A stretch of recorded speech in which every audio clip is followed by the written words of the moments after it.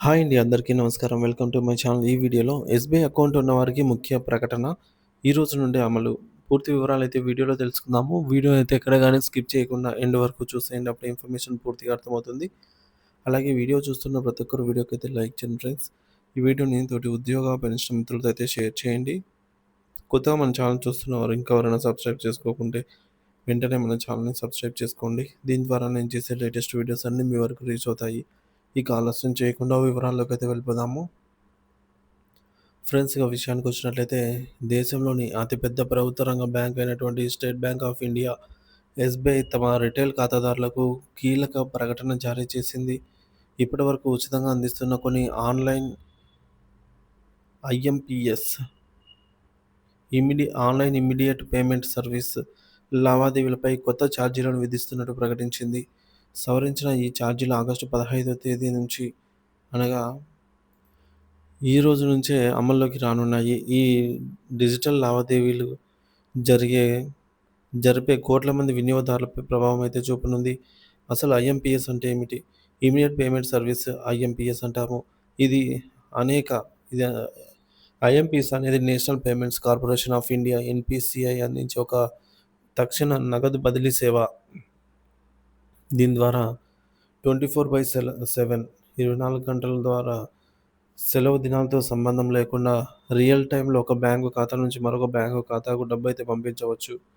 ప్రస్తుతం ఒక లావాదేవీలో గరిష్టంగా 5,00,000 వరకు పంపేందుకు అవకాశం ఉందనుకోండి. ఈ ఐఎంపీఎస్ ద్వారా అయితే అవకాశం ఉంది. కొత్త ఛార్జీల పూర్తి వివరాలు.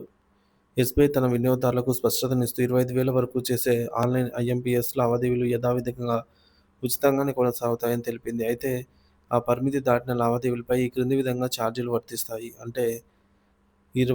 25,001 నుంచి రూ. 1,00,000 వరకు రూ. 2 ప్లస్ జీఎస్టీ అనేది అదనంగా పడుతుంది. పాత ఛార్జ్ అయితే ఇలాంటివి ఏం లేదు. ఉచితంగా ఉండేవన్నమాట. ఇప్పుడు రూ.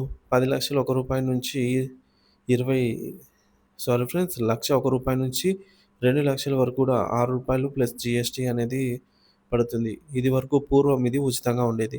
రూ. 2,00,000 నుంచి 5,00,000 వరకు రూ. 10 ప్లస్ జీఎస్టీ పడుతుంది. పూర్వం ఇది కూడా ఉచితంగా అయితే ఉండేది.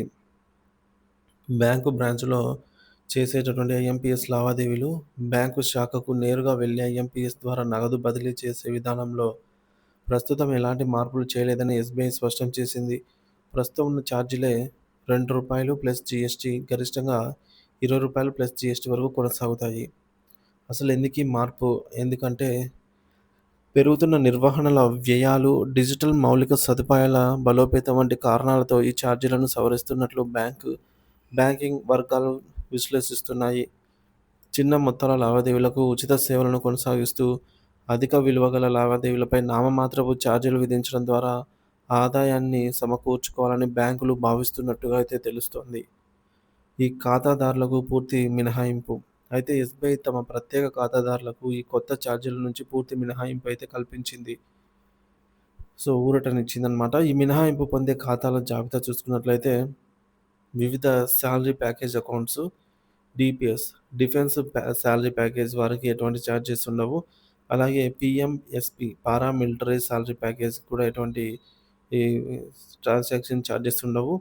అలాగే Indian Coast Guard salary package ICGS SP గారికి ఎటువంటి ఆహ్, ఛార్జెస్ ఉండవు. అదనపు ఛార్జెస్. అలాగే central government and police salary package CGSP and PSP వారు, అలాగే రైల్వే సాలరీ ప్యాకేజ్ ఆర్‌పీఎస్ వారు, కార్పొరేట్ సాలరీ ప్యాకేజ్ సీఎస్‌పీ, అలాగే స్టార్టప్ సాలరీ ప్యాకేజ్ ఎస్‌యూఎస్‌పీ వారికైతే ఇటువంటి అదనపు ఛార్జీలయితే ఉండవన్నమాట ట్రాన్సాక్షన్ చేసేటప్పుడు. ఇతర ఖాతాలు శౌర్య ఫ్యామిలీ పెన్షన్ అకౌంటు, అలాగే ఫ్యామిలీ సేవింగ్స్ అకౌంటు. వినియోగదారులు గమనించవలసినవి: 25,000కు మించి ఆన్‌లైన్ ద్వారా తరచుగా ఐఎంపీఎస్ లావాదేవీలు చేసే సాధారణ సేవింగ్ ఖాతాదారులకు ఈ కొత్త ఛార్జీల గురించి అప్రమత్తంగా ఉండాలి.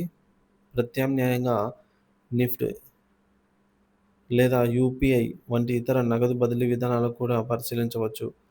తదుపరి వివరాల కోసం ఎస్‌బీఐ అధికారిక వెబ్‌సైట్‌ను లేదా సమీపంలోని బ్రాంచ్‌ను అయితే సంప్రదించడం మంచిది.